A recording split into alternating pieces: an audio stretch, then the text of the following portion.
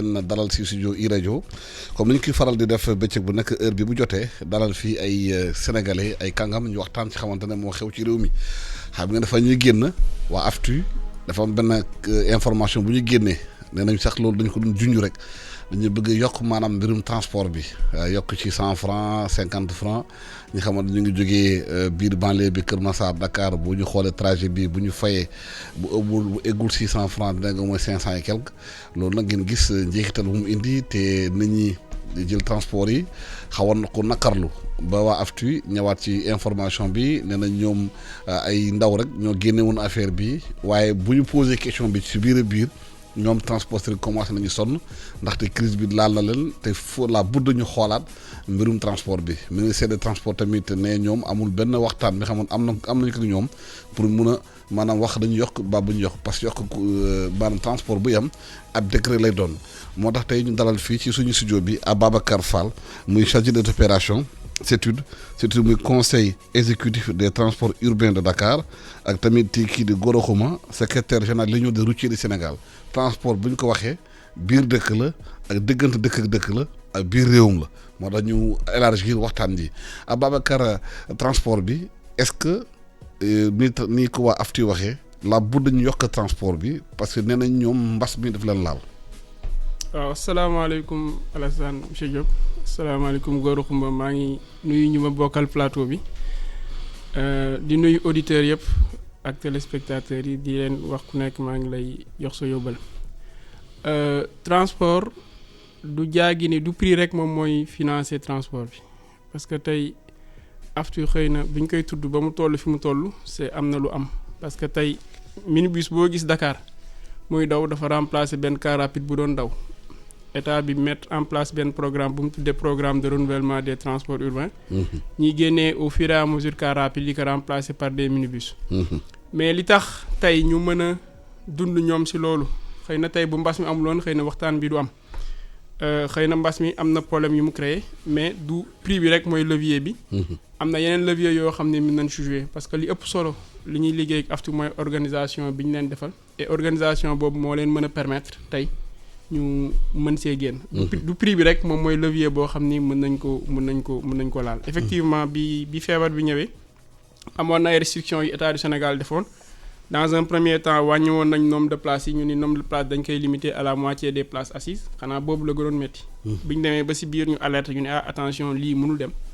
ñu ni non léegi nombre de places yi dañ koy limiter ci place assise yi parce que ñëpp xam nañ ni minibus dafa am ay places debout mais ci ginnaaw loolu aussi bi mbas mi doog a ñëw waxoon nañ leen ni leen couvre-feu bi mu amee ñoom seen liggéey da doon teel a arrêté par exemple bi couvre-feu bi nekkee 20h ñoom 20h dañ doon arrêté par force tey jii nii xëy na may nañ leen ñu liggéey ba 21h ba 22h donc loolu yëpp nekk na ay leviers yoo xam ni mën nañ ci jouer mais li ëpp solo mooy ni ñu mos liggéey ak ñoom ñu continuer liggéey ak ñoom mooy ñu privilégier la dialogue waxtaan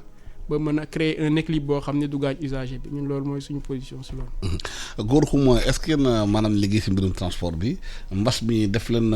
laal ba nga xamante ne tey ban réagir sur le prix yi doon ci génn. waaw asalaamaaleykum Diop Alassane ñu ngi lay nuyu di nuyu Ababacar di nuyu ñi nga xam ne tey jii ñoo nekk ci personnelu iRadio yëpp. di nuyu permis comme ni ma ko taayam di wax di nuyu carte grise di nuyu empreinte yëpp nga wax bu am solo ba tax ma ñëw fi wàllu transport problème mu paas yi nga xamante ji AFTU bëggoon nañ ko bokk na ci problème mu transport mais bu ñuy xam ne wàllu mbas mi li mu laal ci transport dafa bari mais bu ñu focaliser tey ci wàllu AFTU bi réew dafa am organisation maa ngi masawu coono bu baax a baax mooy opérateurs yi di masawu coono bu baax a baax liggéeykat yi ndax kenn ku nekk ci ñoom jigéen naa la te gis naa dund jafe-jafe bi nga nekke muy liggéeykat yi muy opérateurs yi kenn béggu ci te kenn yorutu ci mais mbas bi moo indi problème yëpp bi ñu xëyee daal ne dañuy yokk paas ñu communiquer ko man sa mbokk journaliste bi ma ooyee dama ne kat du demee noonu transport dafa ñu kaa organiser dafa am ministère am ay directeur kon nit ki mënul am droit di yokk paas baa ngay wàññi paas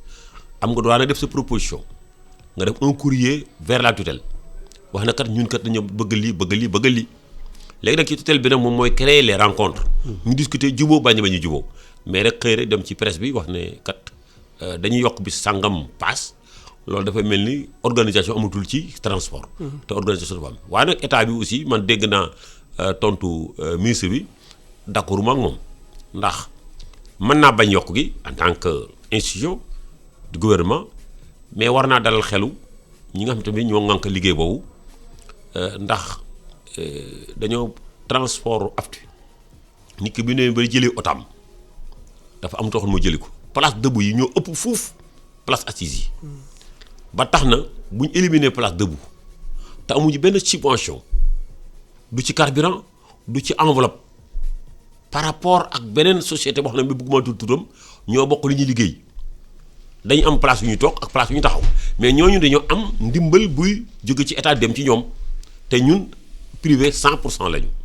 loolu nag waruñu yemale ñaar yëpp nag bu kenn yokk non bu fekkoon ne tey ji aftu dañ ne kat situation bi ñëw na fi mais dañuy exonérer seen carburant kon bu leen yokk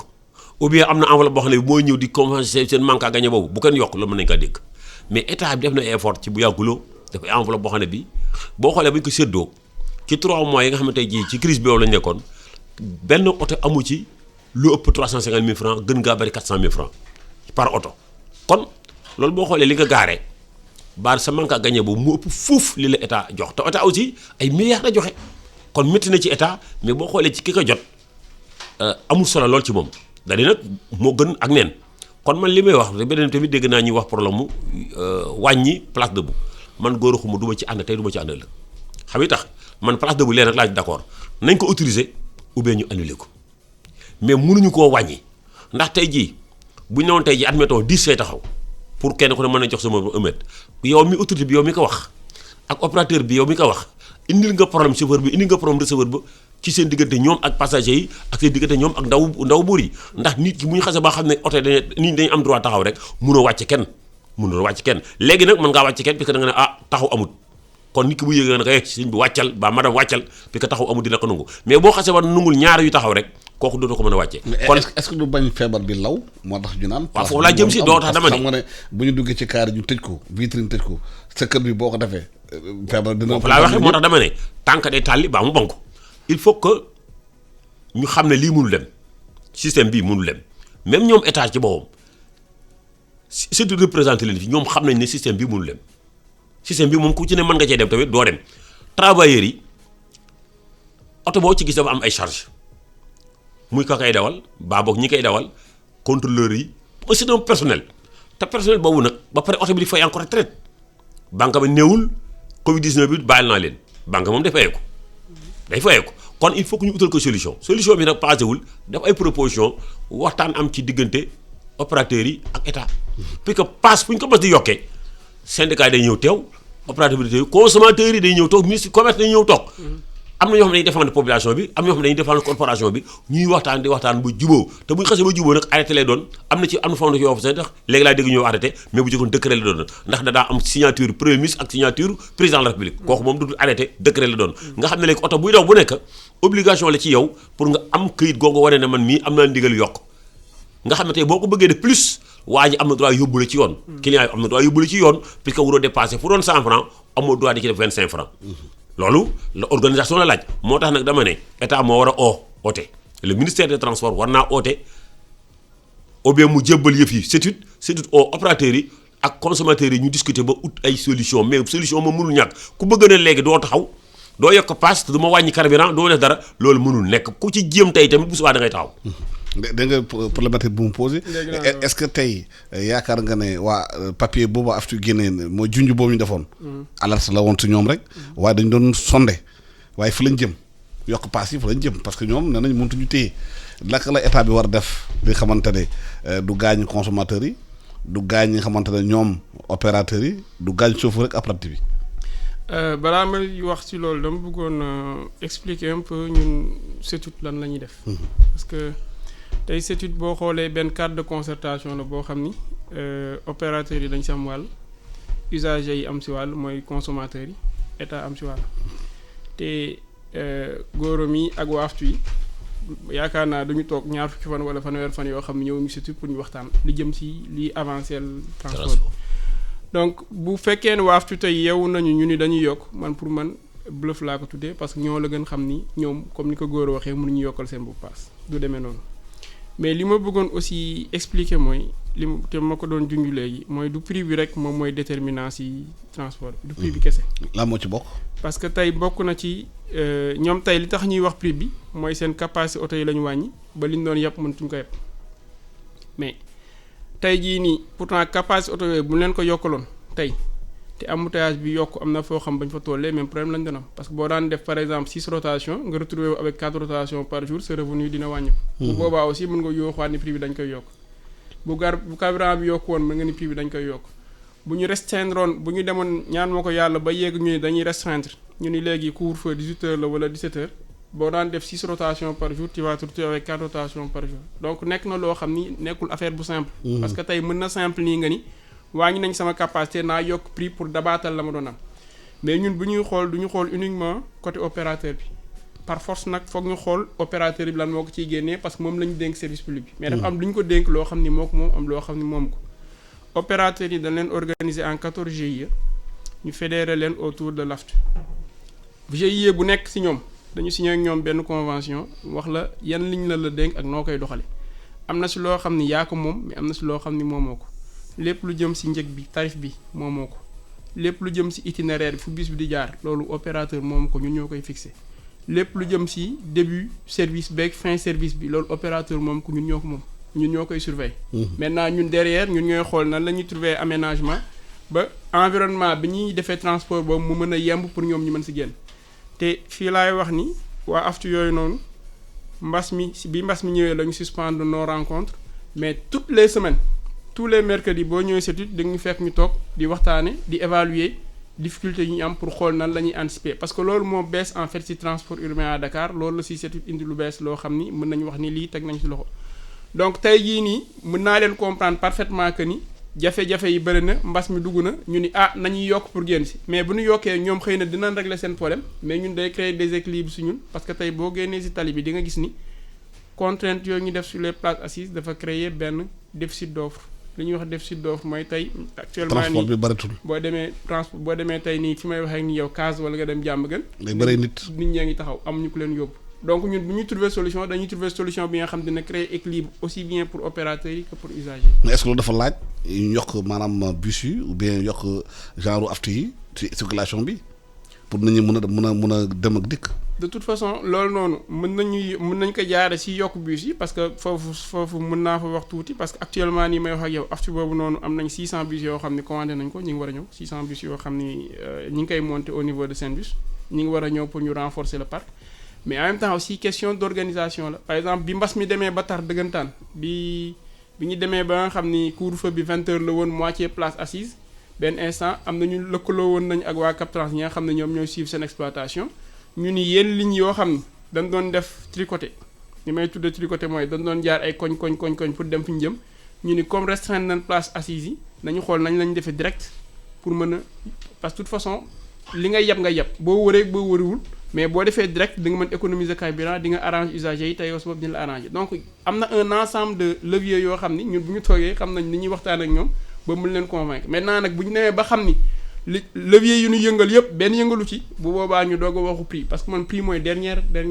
option boo xam ni am nañ ko parce que prix bi day laal usager bi. mais góor xuma la moo tax essence yokkuwul parce que ñu bari tax na ne essence bi amul maanaam yokkute. te xëy na da nga wax place assise yi problème la place debout yi problème la il faut ñu régler ko lu tax transporteurs yi xalaat na war nañu mën a yokk parce que bu ñu yokkee transport urbain bi la bu ñu moytulee dina law ba transport à diggante dëgg-dëgg. waaw xam nga dafa am na loo xam ne lii wàññeeku na sax doon na am temps yële ba saisir na CETUD mooy quelle que soit la situation lu métti AFTU dafa am lu bees luñ ko dénk. dafa am lu fi nekkoon muy dañ doon def ay sectionnement oto bu war a déparé Kër Massar ci exemple war a dem Pikine na Malika laay yem bu ñëwee ba Malika wàcce client yooyu départ foofu na Pikine laay dem bu ñëw yooyu nag AFTU ñëw dindi ko def ko ligne direct demoon nañ ba temps yëpp ñu commencé ñëwaat ci système mu car rapide ay tata dindi tableau yi maanaam di def ay sectionnement te loolu man ànduma ci man dama préféré sax ñu gaare oto yi wane ne état ñun mënuñoo dem mais suñ vocation nañ ko téye beneen bi tamit liggéey bi dañ ko war a gën a teg ci yoon ba liggéeykat yi nekk ci biir parce que ñoo tamit ñu ngi réclamer seeni droit te seen droit yooyu ñu réclamer du ñu fortaatu du dëggale ci ñoom nit ki lu muy liggéey war na cee gis boppam te li ci gën a jéggi sa boppam paasewul d'abord nañ ko régulariser mu am ses droits sociaux muy caisse de sécurité sociale muy IPRES muy léppam ñu garanti ko opérateur bi nag bu ko see na lii kat manque à gagner bu ma toppee du ma mën lii na yuuxu ci manque à gagner moom mais na xam ne lii ci opérateur ci travailleur bi warugaram la force la. li nga wax ci wàllu carburant xam nga carburant bi dañ ciy coow chaque jour pour que nañ ko wàññi parce que ñun en tant que syndicat ñun loolu la ñuy demander état nag moom mooy xam ndax dina ko def baa du ko def léegi nag ñun dañ ne ko comme Covid-19 bi dugg na fi du président rap bi moo ko fi indi du kenn moo ko fi indi lu jóge ci àll ba ñëw la mais manque à gagner bi dafa yokk monsieur Fall wax na ko léegi am na jamono yoo xam ne yi boo waroon ne 42 places bi day à moitié la même place assise yi demoon ci tata yi tamit c'était à moitié kooku crise bi dafa gënoon a accentué léegi sax tane na mais ba léegi baril pétrole bi fi mu toll ñun dañuy wax ne ba léegi état am na possibilité pour wàññi ko ndax bu ñu ko wàññee dina tax du suñu xel du nekk ci yokk paas ci Ndiaga Ndiaye ba du nekk yokk paas ci tata ba du nekk ci yokk paas ci leneen parce que am na foo ne fii dab nañu boo xoolee ba léegi crise bi du tata yi xoolal ak tata yi kii taxi yi ba léegi tee nañ seen benn nit te bu njëkkoon taxi vocation du woon pour transport groupé personnel la woon da ngay jël taxi mais boobu wax nañ ko gouverneur plusieurs fois à l'époque war na ko nañ indiwal compteur moo amoon nga xam ne tey jii ku la arrêté dalay jël sa place sa oto dem fa mu neex bu eggee nga ne ko sa facture gi ne mu fay la mais compteur état moo sàggan ba compteur jóge fi léegi nag mu des léegi transport collectif léegi nag ñu dindiwaat beneen nit boobu taxi beneen bu nekk ñu ne kat ñaari nit nga yeb ci ginnaaw kenn nga yeb ci kanam ak chauffeur muy 3 ñu ne non d'accord uñu puisque cette place bi ay sénégalais lañ yëpp te cette place bi autorisé nañ ko mu yëpp 7 personnes yëpp waa taxi bi nga nekk léegi yow damay nungu benn bi parce que feebar bee tax non Ndiaga Ndiaye bi amoon 42 places nga ne ko yebaatal sa 42 yëpp mais taxi bi nga ne ko non non mënuma loolu mais nañ indiwaat système compteur bi ou bien ñu yemale ñëpp taxi yi ak particulier yëpp kenn ku nekk place bi nekk sa catégorie ñu wéeg li tax na may wax nag loolu lépp dafa lënkaloo ak AFTU parce que AFTU bi moom taxi bi moom Ndiaga Ndiaye bi moom car rapide bi ñu bari dañuy wax ne AFTU yi lu tax Ndiaga Ndiaye fi bari Ndiaga Ndiaye dañu jóge ci àll ba yokkuwaat mais amul benn je défie quiconque amul benn tata boo gis te éliminé ñu ab car rapide ba am Ndiaga Ndiaye te ñu bari yaakaar naa da ngay dégg ñu naa yaa ma neex la ñu def dañuy dugal tata yi bàyyi fi car rapide ak Ndiaga Ndiaye amul tata boo gis éliminé na Ndiaga Ndiaye bu am transport urbain ba mu éliminé car rapide bu am transport urbain mais li yokk nag Ndiaga Ndiaye ci biir dëkk bi mooy ci àll ba lañ jóge ay licence yu xonq la ñu yore muy licence interurbain ñoom ñoo envoyé capital bi moo war a Ndiaga Ndiaye car rapide bari fi mais li ko tamit dama koy leeral pour nit ñi xam ne Ndiaga Ndiaye lu ñu fi bari taxawul nag AFTU bi ñu renouveler ko sans oto boobu léegi la wétu wóor mooy ñun dañuy gën a demander pour que carburant bi gën a wàññeeku Fall wax na ko léegi du problème mu transport mais li ci manqué dafa bari mais ñun dañuy liggéey ak état parce que état moom mooy ñun ñëpp mais am nañ li ñuy manqué dañ ko war a soumettre état te liggéey bi li ci ëpp yëpp transport urbain SETUD moo ko yore kon SETUD ñu xamante nañu nañ gën a yokk toogaay yi surtout avec les opérateurs mais tamit surtout avec les travailleurs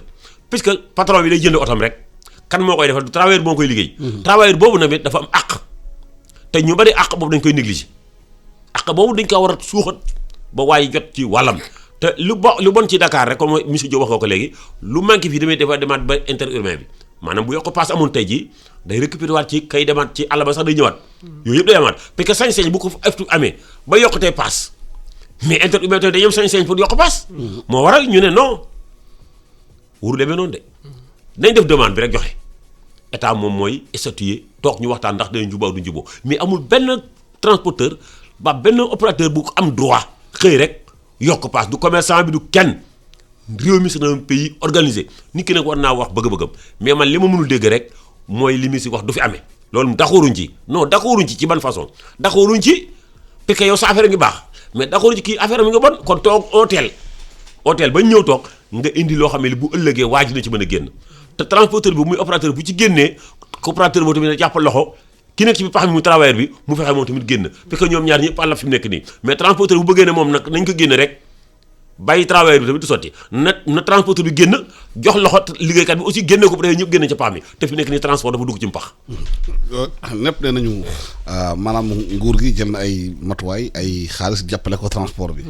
waaye ñiy liggéey maanaam apprenti chauffeur yi nee na gisuñu seen bopp ci loolu parce que bala bu nguur gi jëlee xaalis bi jox ko opérateur yi ñoom la koy dugal seen i poste du ñu xalaat sédd ci ñi nga xamante ñooy apprenti yi ñoom ñooy chauffeur yi. en fait si loolu damay wax ni dañu nekk si benn secteur bu xaw a particulier par rapport ak d'autres góoro laay waxal ni dafa yor syndicat mais boo xoolee syndicat am li muy toog ak état moo ëpp li muy toog ak employeur parce que dañu nekk benn secteur boo xam ni pratiquement employeur bi kenn ko gis day gis rek travailleur bi en général c'est des syndicats de chauffeurs syndicat chauffeurs yi rarement la ñuy wax ak seen i employeur kenn du ko sax xam employeur ñu ngi kaas nag ñoom lu si bëri non employé yi ñooy kaas. employé yi la voilà employé yi ñoom ñooy kaas moom laa expliqué nii xam nga normalement da ngay am employé. am employeur. employé bi buy kaas dafa war dem auprès de son employeur. mu kaas. après bu fekkee ni li muy réglé wul mu ni état kaay atteñ mais fii difficulté bi ñu am ci transport mooy dañu am employeur bi kenn gisu ko ñu am directement en général syndicat transport yëpp. syndicat des chauffeurs et cetera état la ñuy jàkkaarloo directement loolooy difficulté bi am ci secteur bi. léegi bi ñu commencé programme de modernisation des transports urbains bi moom laa doon wax léegi bi ñu organiser les opérateurs en GIE. dañ ko accompagner par li ñuy wax une professionnalisation yi mooy dañ ni nañu rétablir ordre bi mooy chauffeur bi dawal car bi borom car bi mooy employeur am da ko war a recruter war ko defar contrat et cetera si schéma boobu boo ci nekkee état tey bu fekkee day dimbali les unités de production employeurs yooyu noonu ñoom la naan comme yéen a recruter yéen laay dimbali mais li góor a wax léegi moom laay dëggal employeur boobu moom la wal li mu warloo ak employé moo xam chauffeur bi la moo xam receveur bi la moom mu réglé ko mais ñun mënuñu jógee ci kaw tëb employeur bi ñëw dugg ci biir di fay employé. mais est-ce que da nga vérifier employeurs yi est-ce que dañuy yellool ak employé yi def nañ ko. xam nga loolu dafa nekk loo xam ni dafa jafe moom laay tuddee ñun dañu nekk dans un processus de professionnalisation tey jii nii am na si ñoo xam ni amuñu benn problème ñoom ak seen i employeur ñu ngi leen di fay correctement am na si benn góor boo xam ni xëy na jox nañ ko xaalis bi mu def ko si poosam chauffeur am fayu ko mais loolu nekk na loo xam ni yenn saa yi ñu am si ay cas yu bëri chauffeur bi dem tribunal du travail wala nangam mais ñun duñ si yëg en général dañuy convoquer l'employeur jéem a xool def médiation entre les deux mais li ëpp solo pour ñun mooy mbir mi système la ñun suñu rôle mooy ñu fexe ba employeur bi bañ a daanu suñu rôle mooy ñu fexe ba transporteur bi bañ a daanu parce que moom mooy assurer service public bi pour mu assurer service public nag foog mu génn si pour mu mën si génn aussi foog ñu toog ñu waxtaan ñu évaluer objectivement est-ce que mën na ci génn wala mënu si génn chaque fois dañu tàmmoon dans le passé bu ñu nee augmentation des tarifs rek parce que carburant moo yokk mais am kii bi transporteur bi moom dafa am ay charge am ay dépense am dafa am ay recette am en général bu carburant bu yokkee ay dépense am ñoo yokk bu dépense am yokkee mu jéem ko dabaatal à partir de nan laay yokkee tarif bi cette fois-ci li tax mu nekk exception d'ailleurs mu jaaxal ñëpp mooy bi yoon du charge yi ñoo yokk du ay dépense am ñoo yokk bi yoon ay recette am ñoo wàññi ko mu ni xaaral ma dabaatal ko ci prix bi mais ñun jàpp nañ ni du prix bi rek moom mooy levier boo xam ni mën nañ ko utiliser pour mën ko équilibrer. am nañ plusieurs leviers yoo xam ne bu ñu toogee ñoom xam nañ ko parce que tey li leen mën a permettre ñu jógee ci car rapide doon am ay difficultés d'exploitation ñu dem ba tey ñu mën a jël seen minibus di fay seen traite dans un programme de renouvellement boo xam ne am nañ des taux de recouvrement de l'ordre de 95 à 98%. war nañ ñu gëm bu fekkee nee nañ leen bu ñu toogee dinañ trouver ay solution te solution ñàkkul. mais est-ce que par exemple transport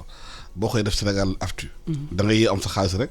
jënd say oto def ko dafa am ay charte nga xamante ne dana ko tëral pour que bëgg a def transport nii la war a jaaree. xam nga au Sénégal dañu organiser transport bi déjà pour nga def transport foog état autorisé la nga def transport pour nga def transport tey boo yeewoo foog nga dem direction des transports routiers nga wut agrément mooy autorisation boo xam ne état dina la reconnaître ni yow transporteur nga ginnaaw loolu oto bi nga war defee transport foog ñu saytu ko ba ni oto bii mën na def transport ñu jox oto boobu licence si biir licence boobu nag la ñuy wax ni kii yow autorisé nañ la nga def transport urbain maanaam si biir dëkk bi ngay def mooy licence urbaine ñoom ñu koy wax licence jaune yi wala autorisé nañ la nga def transport interurbain mën nga def Dakar Saint-Louis wala Dakar Matam et cetera loolooy transport interurbain li góor a doon wax léegi effectivement ñun bi ñu ñëwee ñu ni dañuy lancer programme de modernisation bi dañ ni bépp oto boo xam ni auto transport urbain la maanaam mooy car rapide mooy Ndiaga Ndiaye ñoom ñoo fi nekkoon dañ ne dañuy moderniser transport urbain bi donc képp ku am licence jaune dañ lay génne ñu jox la oto bu bees muy minibus mais ñu organiser la parce que li bees fii nii nekkul oto bi en réalité li bees fii organisation bi la bu njëkk ba damay faral di ko wax à chaque fois bu njëkk ba car rapide bi dañ ko joxoon licence jaune rek ni ko fu la neex demal licence urbaine mooy bu ma amee licence urbaine man maa ngi daw fu ma neex laay daw Dakar looloo daan indi boo daan jël car université mun la Wakaam laa jëm nga jëm ba école normale mun la jëmatuma Wakaam Liberté 6 laa jëm bu boobaa lu leen neex lañ doon def. bi ñu commencé moderniser nag mu nekk un prétexte pour les organiser pour ñu def de l'ordre ñu ni maintenant dañuy exploiter par ligne léegi bu fekkee ni ligne par exemple 24 nga nekk nga war a jógee Petersen dem Guédiawaye amoo droit dem Kër Massar te yoon bii nii ngay jaar loolooy charte yoo xam ni moom moo ŋànk programme bi ñu koy dox ak ñoom effectivement. boo xoolee visuellement nii mën nga yaakaar ni programme bi dafa tagandi mais amul parce que tey jii nii renouveler nañ plus de 1800 car rapide ak Ndiaga Ndiaye. am nañu doon respecté ligne yi de yenn saa nga tasak aftu yi ci koñ yi ci ruq-ruqaan yi jaarul ligne. du si ñàkk c'est-à-dire que loolu nekk na réalité boo xam ne aussi ñun dañ koy bañ mais réalité la su ma nee réalité la mooy tey chaque fois bu may wax ak transporteurs yi loolu laa leen di wax da ngay gis par exemple benn carrefour bu tag xam nga góor wax na léegi ni man ñoom dañuy exploiter à leur risque et péril exploiter à leur risque et péril mooy tey jii nii ñoom dañuy lancer wu lu ñu am muy noonu bu ñu pertee ñoom la mais ñun lu ñu war mooy ñu encadrer leen ba environnement bi mu xaw a kii tey boo demee côté Bel Air parfois nga dugg tali bi nga def 2 heures ci embouteillage. souvent lan la ñuy remarquer aftu bi bu ñëwee mu nar a tag foofu da nga gis mu wut raccourci bu mu aw pour dem. fu ñu gën a jege laay wax rek mooy Maristes bi da nga gis car yi au lieu normalement dañuy ñëw ba croisement ñu dugg dañuy daggee ci bretelle bi dugg mais loolu nekk na loo xam ni de temps en temps ñun dañ koy comprendre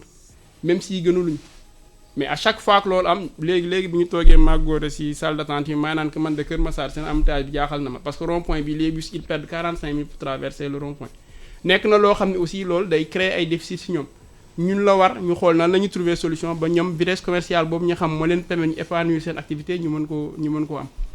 mais normalement un véhicule de transport moo xam Dakar Dem Dikk la moo xam aftu la en tout cas dans le transport urbain yoon bi ñu la tracé ligne bi dañ ko tracé amoo droit wàcc loolu mooy yoon bi. waaw ñu ñëwaat léegi ci studio bi la temps jël benn page publicitaire. Publicité sur iRadio.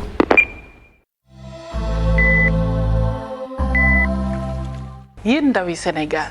suñu réew tey la gën a soxla ay ndawam ngir xeex jàngoro ji ñuy wax coronavirus ba tax na ginnaaw bi ñu leen gërëmee bu baax sant leen ci seen taxawaay ngir faagaagal jàngoro ji dañu ñëwaat tey ngir gën leen a ñaax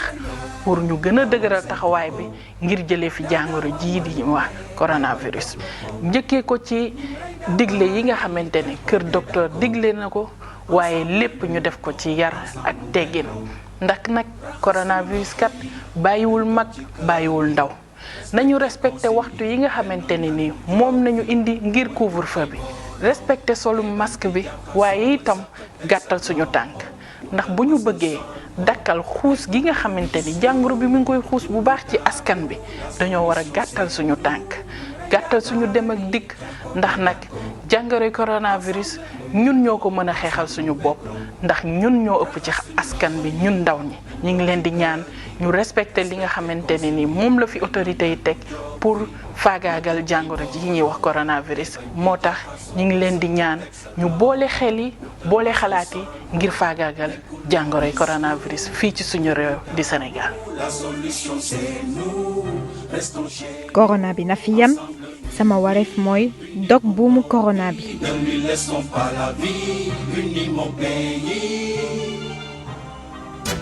ganu xibaar yi. jërëjëf ñiy déglu iRadio ñu leen di fàttali ñu nga Gora Khouma mooy secrétaire général union des routiers du Sénégal daan nag tamit Ababacar Fall bi chargé d' opération CETUD mooy conseil exécutif des transports urbains de Dakar Gora Khouma sànq wax nañu mbirum car rapide yi mbirum aftu yi mais dañoo constaté que normalement car rapide dañoo war a génnee circulation bi am na benn projet bi Abdoulaye Wade juñoon fii dafa noonu bu ñuy génnee car rapide yi ci circulation war nañu mën a conditionné xool naka la ñu ko yóbbu ci géej dugal ko ci ndox mi dina tax jën yi mën a nan foofu te suñu mool yi bañ a dematee Mauritanie ñu leen tiire projet boobu yaakaaroon ne war nañu ko mën a deqalaat. waaw boobu de moom amut moom puisque président Wade bi mu ko waxee tamit am na ñuy seen xam-xam màcc ci loolu dañ ko dëggal mbaa maanaam sax ñoom ñoo tax mu wax ko ñoom ñoo ko diggal loolu pour mu wax ko mais yàq gi moom mi ngi am ba léegi ferraille am na mais day génn dañ koy jël demul géej te par contre mën nañoo changer beneen affaire bañ ko di jaay def ko ay nids yoo xam ne ci biir géej gi pour mën a produire pour dimbalee nappkat yi aussi parce que dañ la woon bu ñu ko dugalee xaw ma ñeenti at lañ wax yoo xam ne dañuy bàyyi foofu pour mu produire ay jën te alal ji muy weñ gi ñu ñoo ko moomal suñu géej pour mu produire ay jën pour nappkat yi mais loolu moom dama lay wax ci teel na la oto yi ñu ngi koy yàq ferraille am na mais dugaluñ ko ci géej gi dañ koy jaay mu dem kooku moom loolu moo am moom te benn autorité du weddi li ma wax ferraille moom am na moom ñu bari dañ jàpp ne aussi oto yi yàquñu ko non dama ci dellusiwaat bu ma seen tamit di nga ma may moo am nga question bu fóotoon monsieur Fall ci affaire enveloppe boobu xam nga dinaa dégg ci travailleurs yi aussi nga dégg ñu am na ñu may envoyé email SMS kon di mu wax ci jamono ndax enveloppe boobu état jël jox AFTU ndax ñun travailleurs yi sóoraale nañu man toog ma ne déedéet mënu leen cee sóoraale xam nga yéen li ñu war a wax mooy opérateur bi la jox otam bu otam dawee na la fay bu otam dawut na la fay puisque moo la engagé moom nag buy perte moo xam buy gagné moo xam mais yow travailleur bi moom wóoroon na léegi la enveloppe bay jógee ci état bi ñëw ci opérateur bi lan laa ci war a am yow li nga ci war a am mooy say condition lépp loo xam ne lii bu feebar amuloon tamit am nga droit réclamer sa patron laaj ko sa patron mais enveloppe bi moom sa yónni ko ci mu am nag beneen enveloppe boo xam ne bi gouvernement créé na ko pour les gares routières yu bokkul ak AFTU gares routières yi dañoo un personnel coxeur yaa nga fa chauffeur si liggéey yaa nga fa c'est du social état na gare routière recensé quelques gares routières ci Dakar ak ci région yëpp reconnaître leen ne ñoom tamit benn gare routière bu nekk dina ko jox enveloppe ba tey jii sax am nañ ci réunion gouvernance pour xool question boobu mais AFTU li nga xamante ne moom leen jox c'est uniquement dédié aux opérateurs pour que travailleur bi xam ne loolu yoonam nekku ci moom li nga xamante ne moom leen war a défendre mooy crise non crise oto bi liggéey nag ñàkk liggéey moom am na droit comme moom mënul dem liggéey feneen dañ ko engagé bu dara manqué loolu tamit dama bëgg nit ñi xam ko parce que ñu bari ñu ci gaas naa enveloppe bi ñu jox AFTU ñun liggéeykat war nañ ci am non loolu liggéeykat bu normal sax xel waru ci nekk loolu maanaam loolu daal du bëgg a leeral ci wàllu enveloppe bi géej gi nag ñun ñoo ko moom ñun ñëpp bépp xam-xam bu nit ki am ci suuf si war nañ kaa déglu nit ki xam-xam moom am ci géej war nañ kaa déglu nit ki xam-xam bu ñu war a jariñoo rek nit ñi war nañ kaa déglu par di ko jëfe parce que loolu waroon nañ kaa essayer sax ba xam géej gi lan la ñuy mën a jox ci en terme de production du poisson waroon nañu ko am na calculer mais jaay rek di jaay muy dem te fekk par contre mënoon ngaa régler loo xam ne lii Sénégal gépp dina ci jariñoo maanaam jëri production dina am ci jën yi moo gënoon fuuf jaay ko loolu moom lu am la en tout cas li nga téwóor mooy AFTU wax na Babacar wax na ko léegi man musuma d'accord ci benn yoon nag bu embouteillage amee bu ñàkk embouteillage am ma ci auto AFTU warul jàdd parce que dañ kaa loger dans le système formel am na benn société bu fi nekk amul kenn ku ñi ma jël kaaram boobu na embouteillage am na rek dama koy jàddal te am nañ kaar yu mag am nañ kaar yu ndaw mooy taf-taf am na kaar yu ndaw mais doo gis benn yoon ba njàdd la ko parce que yow dañ laa jox un travail benn ligne lañ la jox sa yoon nekkul ci la ñuy versé receveur bi tamit client bi dugg lay daggal lan ngay parax-paraxee ba mbëkk oti jàmbur ba lan ngay parax-paraxee dugg ci koñ yi loolu dafa ba ñaaw ci image nit ñi nekk ci kaw tali bi nga gis ay tata nekk ci mbedd mi di jëkkante man loolu duma ko d'accord te wax naa ko chauffeur ci na ma ne war a yéen ko war a jëkk a bañ yow dañ laa jox ligne bi na fii nga war a jóge point A dem point B Assane li gën mooy nekk ci kaw tali bi. mais am na benn point bi ngay wax bi xam nga moom importance la loolu képp ku nekk ci tali bi da nga ko constaté da ngeen daa gis ay AFTU di def ay courses. c'est pas normal. en pleine circulation tali nit ñi bëri. bay daane oto yi mën nañu rey nit ñu bëri yenn saa ñu mbëkk ay poto. est-ce que loolu dafa am formation. ñi xam ne ñoom ñooy dawal oto yi. non man jàppuma ne formation problème nit la xam nga tax ma ne problème nit la yow dañ laa jox oto bi ak lu la sa patron puisque patron bi aussi système billetage la ticketage la yow conducteur man góor xuma man dawal oto bi man daal dinaa xam ne heure bi lañ ma jox ligne bi lañ ma jox dinaa ko suivre nag ba egg li ma ci jot soo wërsëg rek receveur moo koy réglé ak patron bi mais dafa am ci ñoo xam ne ñii ay prime la ñuy daw te prime yooyu chaque jour moo ko surtout dama ne ci prime yooyu surtout moo war a xeex pour dindi fi affaire prime maanaam yow man góor xuma sama oto bu ma kii indilee 30 000 yow moo indilee 40 000 francs ma jox la ci 5 000 francs prime moo war a gars yi di jëkkante pour li romb seen salaire mu di ay primes yoo xam ne yi te yooyu dafa war a deñ nit ki da nga koy defal augmentation de salaire comme amal na la njariñ yokkal ko salaire am mais bu def ay prime ku ma indi lii ma jox leen lii ku ma indi lii du ma la jox leen la chauffeur du am jàmm chauffeur du am jàmm yow tamit sa oto du jàmm image dëkk bi tamit du rafet fiir xare jàmbur yi mbëkk poté jàmbur yi jëkkante daal oto bi kooku war na benn oto waru sax kenn mais rawatina ba aftu puisque yow laaj ñu la versement xanaa benn chauffeur du dem ñu koy dàq naka lu versement ndax car rapide la ñuy laaj versement mais tata bi aftu bi kenn du ko laaj ko versement receveur ba te li ku dugg ci otom lay encaissé ku duggul ci otom du ko encaissé man jàppoon naa ne laaj ay droit baax na lool mais cadre seen liggéey logique dans le formel man moo ma gënal nga xam ne nit ñële mel ñu mel ni te lu tere ñu laaj suñuy droit transporteur bi muy opérateur bi tamit nay bañ ne xam ne amoon na car rapide la nekkoon ci car rapide nekku cafti bi am na droit ne ba mu indilul nangam mën na nga sama oto mais kooku wuru ko teg ci aftu bi ndax ba mu indil nangam mën na nga sama oto non c'est pas normal kii système de étiquetage la mais da ngay gis boo génnee bi léegi gis tata yu jëkkante di dàqante di koñante te c'est pas normal man loolu anduma ci tey anduma ci ëllëg kooku organisation la man jàpp naa du problème formation parce que loo formé dafa am loo xam ne li opérateur bi da ciy jouer rôle bu am importance opérateur yi ñëpp ñoo yemul yi nekk normal am na ci opérateur yoo xam ne macha allah mais bu fekkee da ngaa am kër nga am lu ma juróomi tata ngay xool kenn ko nag li ci ëpp ko ci ëpp versement yow yaa dawloo ña ci des yow yaa mbëkkaloo ña ci des dama ne système de étiquetage la waa ji lu mu daw na la ko indil lu mu amul nga xam ne jaayu ko bu defee liggéey bi day tegu ci yoon jëkkandi du am xeex du am xuloo du am image yu aftu ñëw fi ne koo amu ne xoolal car rapide yi ñoo nekkoon ci car rapide yi ñoo yar aftu yi non wóoru demee noonu te opérateur bi daal daa war a yërëm chauffeur bi bañ kaa teg sas woo xam ne dina tax mu njëkkante dëgg nag c'est pas normal d'accord ma ci loolu parce que foo dem régulateur bi moo la war a jox départ war nga egg foofu koñ yi lañ war a bàyyi jëkkante bi lañ war a bàyyi oto bu fi daanu léegi du Ndiaga Ndiaye mais aftu lay doon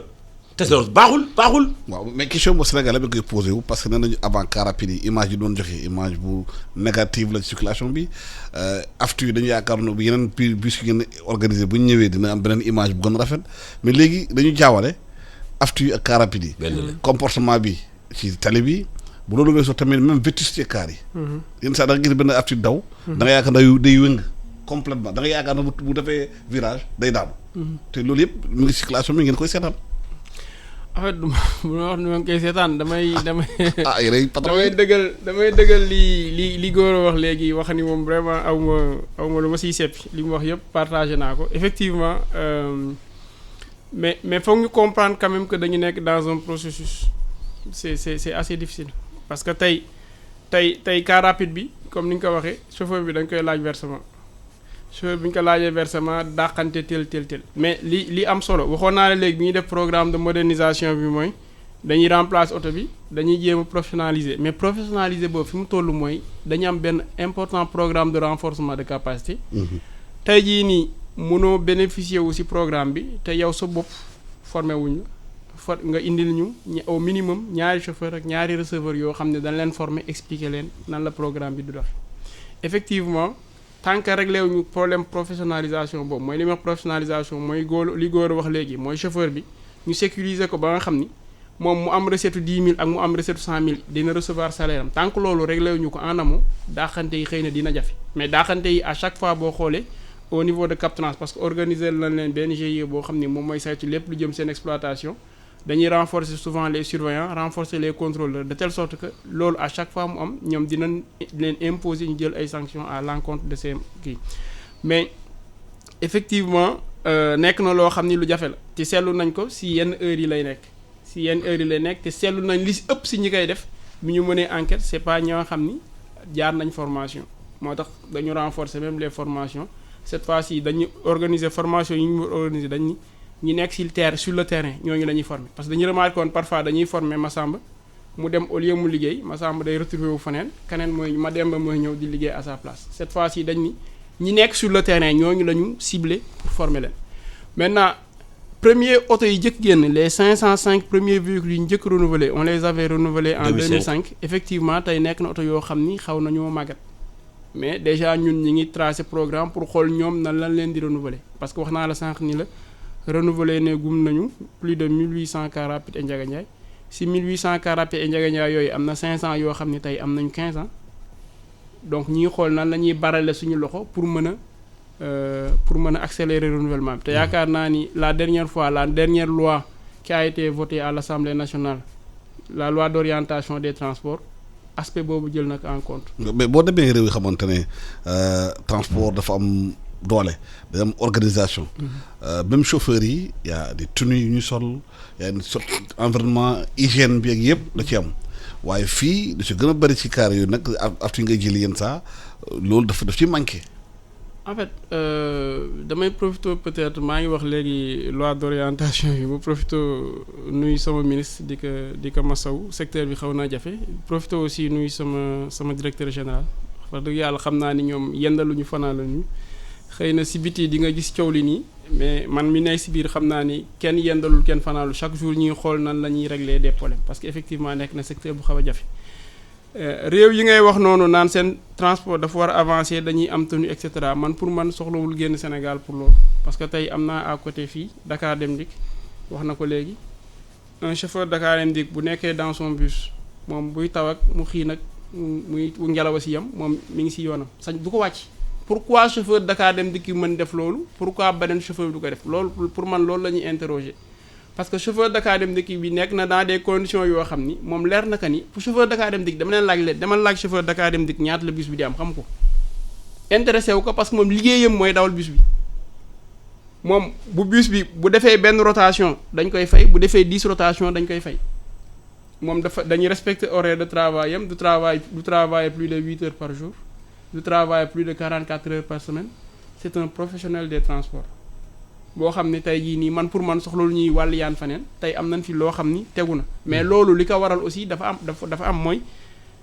la question du financement des transports tey dafa posé wu. nan la ñuy financer suñu système de transport. parce que tey neex na trop ñu am ay bus de luxe am ay chauffeurs yu sol tenue et cetera mais est-ce que tey suñu système bi mën na ko mais nekk ñun loolooy suñu raison d'être si loolu la ñuy liggéey. tey jii nii ñuy wax ni cars yi dañu vétuste ñuy wax ni. système bi dañu yaakaaroon bi ñu indee aftu bi dina changer man pour man xanaa nekkuñu fi woon avant 2005 man jàpp naa ni changé na bu baax a baax. parce que dëkk day avancé xam nga soo demee ay villes yi am plus de 800,000 personnes. day am métro. waaw boo demee Tunisie am na métro boo demee Maroc Casablanca am métro lan moo tax Sénégal Dakar mënul am métro. en fait du métro kese mooy solution bi tey jii nii boo xoolee dans la nouvelle politique dans le cadre du PSE. gis nga ñu ni dañuy introduire ce qu'on appelle les transports de masse nag mën na nekk métro mën na nekk BRT mën na nekk TER tey jii boo xoolee suñu politique de transport urbain à Dakar am nañ 2 piliers yu mag mooy BRT bi pour la zone nord Dakar Guédiawaye am nañ le TER pour la zone sud Dakar TER ka da nga gaara de TER ba léegi bosewul de TER moom mais dans tous les cas boo xoolee gaara sa ngor de mais xoolal bu baax li ma la wax boo tegee carte Dakar nga tracé BRT nga tracé TER di nga gis ni les 2 grands axes teg nañ leen li ci des mooy tey jii nii ñun si la nga xam ne moom la ñuy liggéey di si liggéey ak opérateurs yi mooy nan la ñuy restructurer l'ensemble des transports urbains de telle sorte que ñu créer une complémentarité entre li ñuy wax complémentarité entre les différents modes mooy ki jigee Tivaouane Peulh mën jël bus mu indi ko Kër Mbaye Fall mu jël TER mu indi ko Dakar ku jógee Kër Alaaji Paate mën jël oto taxi de banlieue bi mun ko indi Kër Massar et cetera complémentarité boobu si loolu la ñuy liggéey. loolu BRT ka lay commencé. BRT normalement 2022 projet bi 2022 la. le bus yi du commencé dox 2022 waaw incha allah. mais transport urbain bi tamit fi Dakar Gora du sax toujours aftu yi du car rapide yi am aussi clando yi xamante ne di Dakar léegi foo tourner clando yeegi partout. gêne circulation bi kenn du ci wax xam nga turu kalando sax déjà dafay wone du normalul te ñu koy bàyyi muy wéy. man musuma d'accord ci kalando te du ma ci d'accord ba ilaa yawmi diin man li ma d'accord taxi banlieue laa d'accord. gis nga taxi urbain bi. même taxi banlieue dañ ko war a organiser. dama ne taxi urbain bi dafa am reconnaissance ci oto bi nga xam ne dañ koy def jaune noir nga xam ne client bu ko gisee ne kii taxi la ndawal bu ko gisee xam ne kii taxi urbain la taxi banlieue vert blanc la war a doon. te bi ñu ko fi créé tamit vert blanc la woon mais léegi li am léegi vert blanc amatut ay particuliers yoo xam ne yi Alassane jombul sax Alassane mii toog fii di rajo bi am na. bu ko chauffeur bi indee ba mu liggéey si rajo ba pare na chauffeur bi waaw déglu foofu laa jëm si na chauffeur bi dama nga liggéey muy liggéey di am recette am te ku ko ooyee kalandoo mu xeex ak yow te loolu c'est pas normal man taxi banlieue laa mas a reconnaître te taxi banlieue bi may reconnaître vert blanc la war a doon nga xam ne foo romb ñu xam ne kii taxi banlieue la mais particulier boo xam ne bii yow boo yebee client bu la dawal bu ne la clando nga ne du ma clando ba pare di encaisser man rafetlu ma ko du ma ko rafetlu ba ilaami diin. te lu dul yoon dafay war a jógee. te dafay bari léegi. waaw. dafay bari léegi. loolu la ñu war a xeex man ku yóbbu kontaan ci ku yóbbu mer ci man reconnaître ma clando man taxi banlieue la reconnaître ak taxi urbain bii vert blanc la bii taxi jaune noir la nga xam ne client bi léegi xam na ban la ciy jël te taxi banlieue dafa am fu mu yem moom dafay servir ci banlieue bi taxi urbain moo am droit dem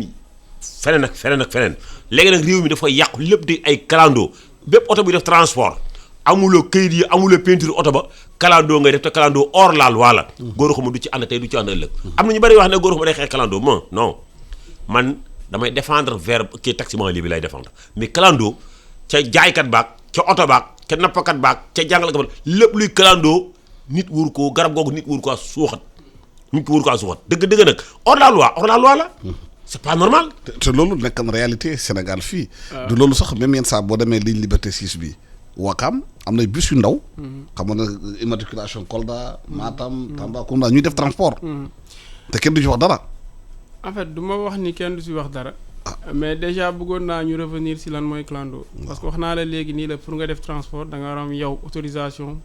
état reconnaître ni yow transporteur nga. parce que yaa war a yóbbu nit ñi aussi. foog ñu xam kan mooy yóbbu nit ñi. oto bi aussi. dafa war a am ñu saytu ba ñu oto bi mën na def transport ñu jox ko licence. mais les clando mooy koo xam ni dafa nelaw ba yeewu ni ma koy waxee souvent. ma ni leen dañuy am match de football ñu ni ku bëgg football foog nga am licence am maillot.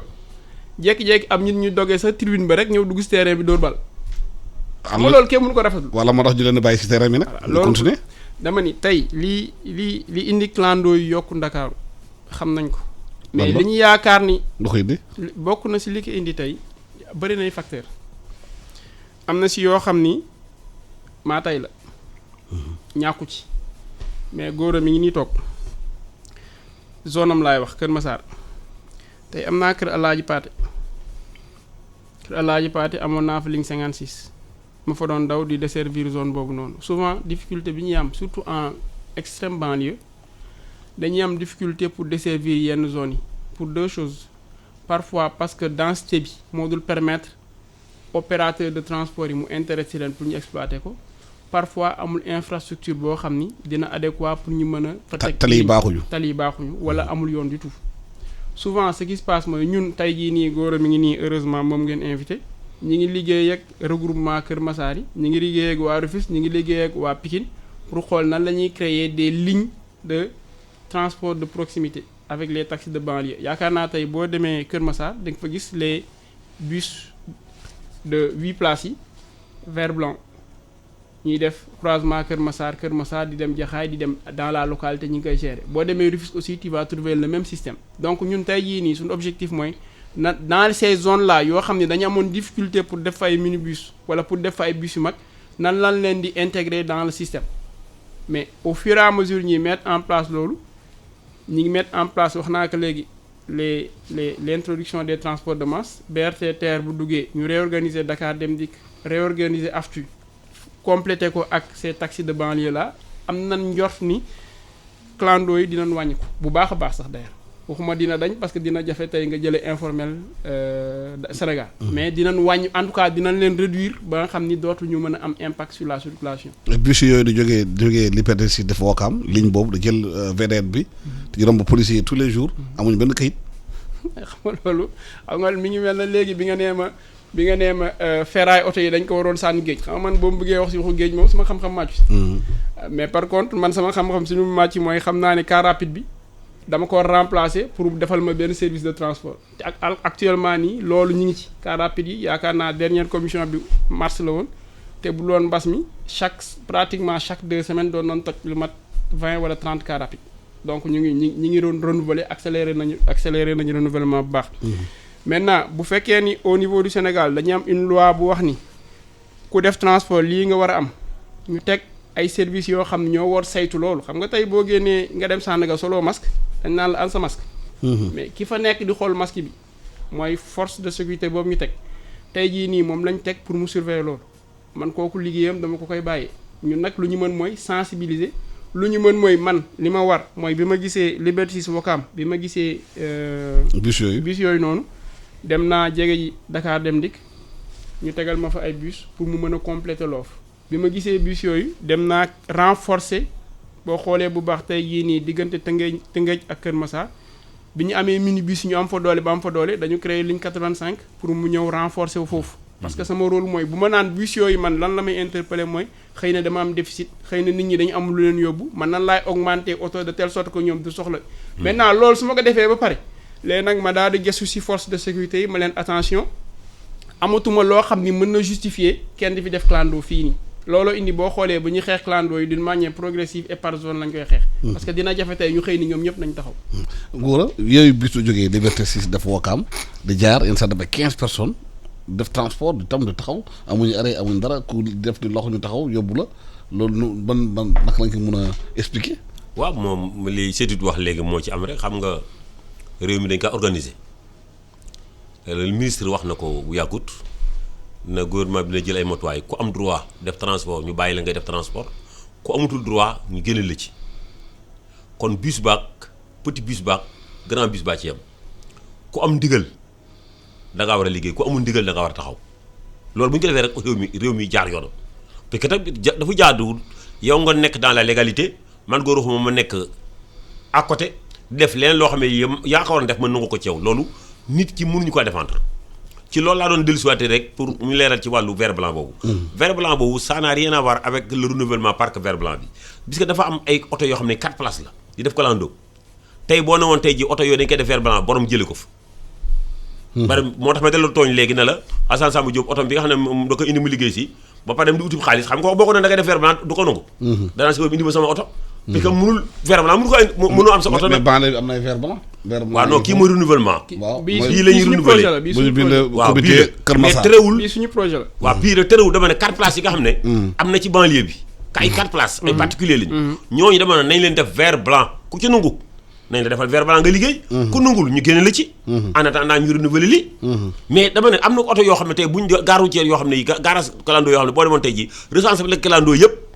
yow Babacar nga ñëw ne nag oto ku nangulee clando kaa ñu defal la vert blanc ku nangul génn wàll ko fay génn. parce que oto boobu day daw transport mais day daw leneen day def particulier. kooku du nangu def vert blanc. loolu laa wax ne c'est pas normal oto daal bu mag ak bu ndaw ci am ministre bi li mu wax daal xaw ma dina ko def xaw ma du ko def dana oto boo xam ne bi amatoo autorisation da def transport da nga fi jóge ma ne ko nag loolu moom boo ko defee ci yoon nga def ku la mere laa tooñ mais li ñu leen meree nag te tooyuñu la mooy ku amul droit di def nga seetaan ko te état warul demee noonu parce que transport dafa jaxasoo boo xam ne bi ba ci interurbain bi li ay war gaynde yu kenn xamul ko cette place baa ngi fi même bu màggatee mu am droit daw nga jël benn particulier boo xam ne bi amul droit def ko même bu dee bees amul droit def ko nga ne ko donc nañ ko bàyyi mu daw parce que kii daa màgget non kii màgget te am droit moo gën ki bees te amul droit parce que réewum droit la kon war gaynde dafa war a jóge fii am na xamante ne dañuy dem guddi di jël nit ñi guddi seen kër waaw transport mooy allo taxi xam nga loolu ba léegi yoon mënu ko nangu te yoon mënu ko nangu nag li baa ko waxoon léegi accident yi bari na ci waaw li baa ko waxoon rek nit ku nekk la obligé da nga ko fa bàyyi ñoom dañ ne fu ñu gis oto boo xam ne jàpp ne wur faa daw ñu renforcer oto bi ko war a daw pour que léegi manque à gagner bi dellusiwaat mais dama ne nit ñi waruñu cautionner aussi allo Dakar sama kër laay toog rek allo Dakar dama jël si yóbbu ma ci région yi ma daa koy cautionner amul droit ndax tey bu ko dawal bu arrêté moom xam na ne amul droit mais ki am droit kay nañ fexe ba mu yees am oto bu baax am droit def ko dama ne li amul droit dañ ko fa war a génn ci réew mi dama ne ñàkk liggéey day tax a sàcc dañ lay jàpp Gora Khouma dem sàcc ñu wax la mën a aw ma liggéey te il faut mu dimbali sama njaboot mais dañ ma dugg ci kaso bi kon oto bi nga xam ne amul droit def bu ko jàppee dañ ko dugg ci kaso bi parce que hors loi lay def jaay yàmbaa du mécc te lam fi jëlee këram la ko yóbbu sàcc du mécc te lam fi jëlee këram la ko yóbbu kon clando beeg war nga ne yëpp ay clando la ñu war ngay ne warul def transport mais da ngay dégg léegi loo wax garuñu boo ñu ne test place dañoo màgget mais du raison du raison kii am na droit